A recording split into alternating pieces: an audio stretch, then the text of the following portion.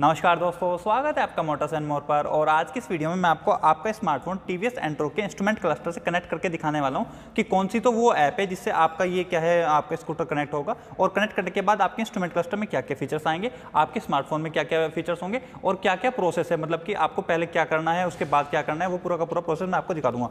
तो दोस्तों सबसे पहले आपको क्या करना है, आपके अपने स्मार्टफोन का प्ले स्टोर खोलना है और इस पर लिख देना है टीवीएस कनेक्ट, ऐसे कुछ लिख देंगे तो ये ऐप आ जाएगी। मैंने क्या है पहले से डाउनलोड कर रखी है। उसके बाद आपको ये ओपन करनी है। ओपन होने के बाद कुछ आपका ये इंटरफेस होगा।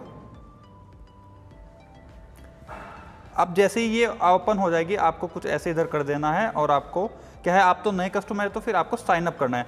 साइन अप के लिए आपको एक क्रिएट एन अकाउंट पर जाना पड़ेगा और इधर आपको जाकर के लिख देना है। जैसे कि मैं ये लिख रहा हूँ, मेरे दोस्त का फ़ोन है अविश आत्रे। अब इसका फ़ोन नंबर मैं डाल दूंगा, मैंने फ़ोन नंबर डाल दिया और इधर मैं इसकी ईमेल आईडी डाल दूंगा। तो दोस्तों फिर मैं अपनी सिटी डाल दी, मुजफ्फरनगर। अब क्या है, मैं ये सबमिट कर दूंगा।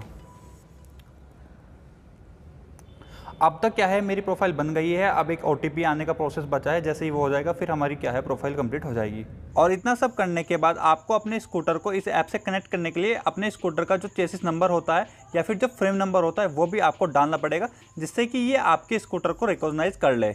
और दोस्तों जैसे ही आपकी क्या है प्रोफाइल अच्छे से बच जाएगी, आप अपना OTP डाल लेंगे। उसके बाद कुछ ऐसी आपको दिखाई देगी, आपकी माई प्रोफाइल आ जाएगी। उधर से आपकी कुछ इन्फॉर्मेशन वगैरह आपको एडिट करनी होगी, वो आप बाद में भी कर सकते हैं। इधर आपका स्कूटर आ जाएगा, जैसे मैंने डाला हुआ ये XP, इधर कुछ हो जाएगा आपको और भी।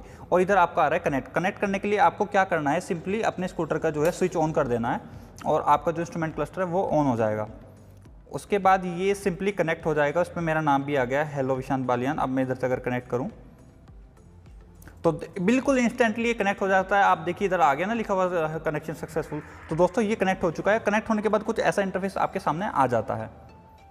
अब इसमें ये इधर इन्फॉर्मेशन दिखा रहा है, आपकी किलोमीटर पर आवर, आपका RPM की स्पीड दिखा रहा है। फिर आपको क्या करना है, जैसे कि ये मोड है, अगर आपको चेंज करना है, आपको रेस स्ट्रीट में जाना है, रेस स्ट्रीट जाना, तो आपको क्या है अपने स्कूटर को स्टार्ट करना पड़ेगा। मैं भी करता हूँ अपना स्कूटर स्टार्ट। तो जैसे कि मैंने ये अपना स्कूटर स्टार्ट कर लिया, तो इधर आप देख रहे हैं मैं रेस दे रहा हूँ, तो इसके RPM भी इधर बढ़ते आपको दिखाई दे रहे हैं। अब क्या है, फिलहाल ये रेस मोड में पड़ा है, तो अगर मैं इसे स्ट्रीट में डालता हूँ कुछ टाइम लेगा थोड़ा सा।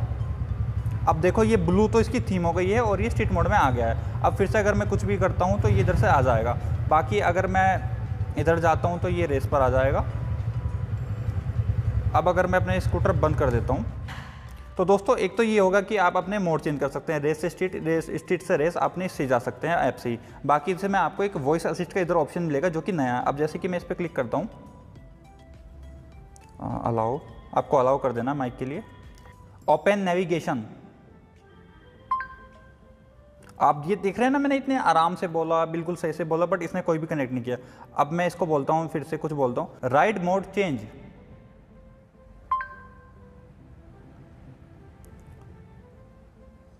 कमांड ले ली है और अभी भी ये रेस पर ही है, पहले भी रेस पे था। तो दोस्तों कुछ ऐसा इसका वॉइस कमांड है, मतलब कि इतना प्रॉपर्ली काम नहीं करता है। ये दिखावटी फीचर ज़्यादा है और काम का ये ज़्यादा है नहीं। जैसे कि मैं अभी से कमांड देता हूँ, नेविगेशंस, पकड़ा ही नहीं है, नेविगेशन दिखा दिया इसने, पकड़ा ही नहीं है। पेट्रोल पंप नियर मी, अब इसने पकड़ लिया है। तो इधर से ये दिखा रहा है कि आपको 1 किलोमीटर पर टन लेना है और वो इन्फॉर्मेशन आपकी भी आ रही है। तो दोस्तों ये फीचर्स चलते तो हैं, नेविगेशन भी इसकी चलती है और वॉइस कमांड भी चलती है, बट ये इतनी प्रॉपर्ली नहीं चल पाती है, मतलब कि जितनी चलनी चाहिए, मतलब हमेशा एक्यूरेट नहीं होती, कभी कभी ये गड़बड़ कर देती है। बाकी अगर मैं मैनुअली डाल के देखूँ, इधर से मैं डालता हूँ रेलवे स्टेशन, तो ये आ गया है, ये पकड़ तो ली है। अब देखते हैं कि कितना करेक्ट दिखाता है। स्टार्ट करते हैं अपनी राइड।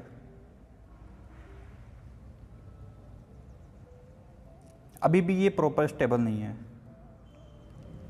हाँ, इस पे दिखा रहा है कि 2 किलोमीटर बाद आपको टर्न लेना है और इधर भी आपको दिखा रहा है कि 2 किलोमीटर के बाद आपको टर्न लेना है। 2 किलोमीटर आप तो उसी रोड पर स्टेबल रहना है। और दोस्तों ये सही दिखा रहा है, ऐसे ही कुछ रास्ता हमारे यहाँ से जाता है अपने रेलवे स्टेशन के लिए। तो दोस्तों ये तो इसकी नेविगेशन हो गई, जो कि आपको ठीक ठाक काम कर देगी।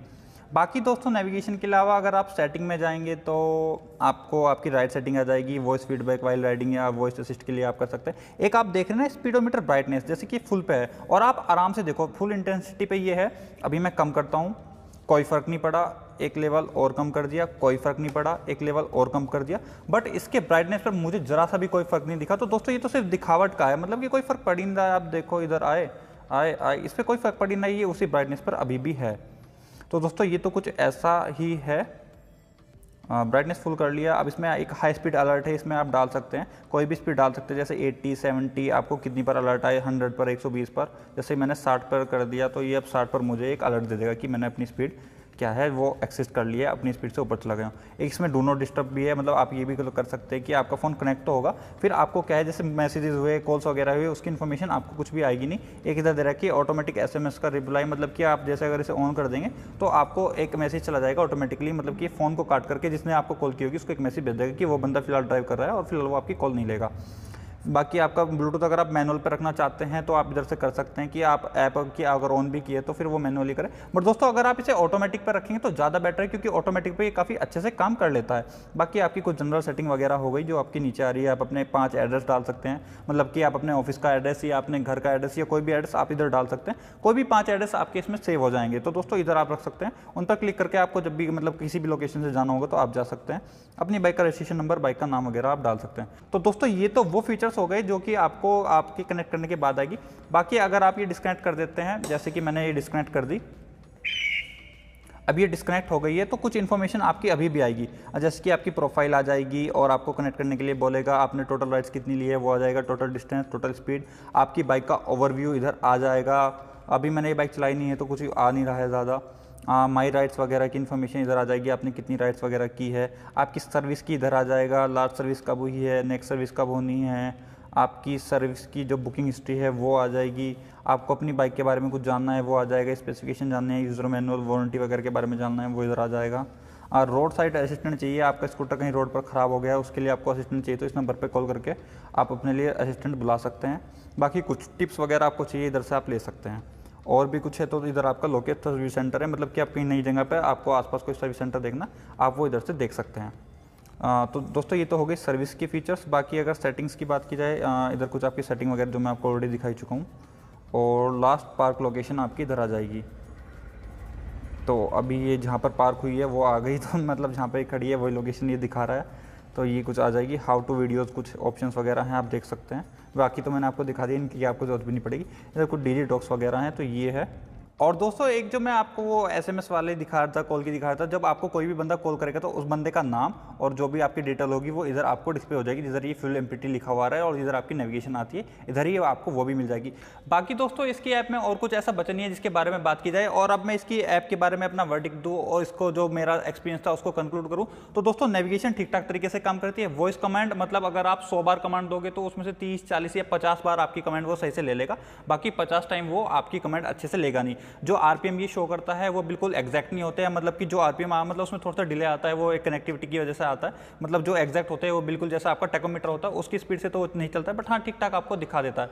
बाकी जो राइड मोड्स में चेंज करने में भी आपके 1 या 2 सेकंड ये ले लेता है, तो बट नेविगेशन इसकी ठीक ठाक है, मतलब कि नेविगेशन तो आपको ठीक ठाक दे रहा है। बाकी जो इन्फॉर्मेशन सर्विस वगैरह की ये दे रहा है, वॉइस कमांड इतनी ठीक नहीं है, मोड भी ठीक ठाक तरीके से चेंज कर लेता है। तो दोस्तों अभी जो ये ऐप है ना, ये जो TVS की ऐप है, इसमें अभी बहुत सारे चेंजेस की ज़रूरत है। इसको OTA अपडेट्स है और बेटर करने की ज़रूरत है, इसको और अपडेट दे सकते हैं जो ये और ज़्यादा फास्ट हो जाए, वॉइस कमांड और अच्छे से काम करे, सभी की लैंग्वेज को ये आराम से एक्सेप्ट कर ले।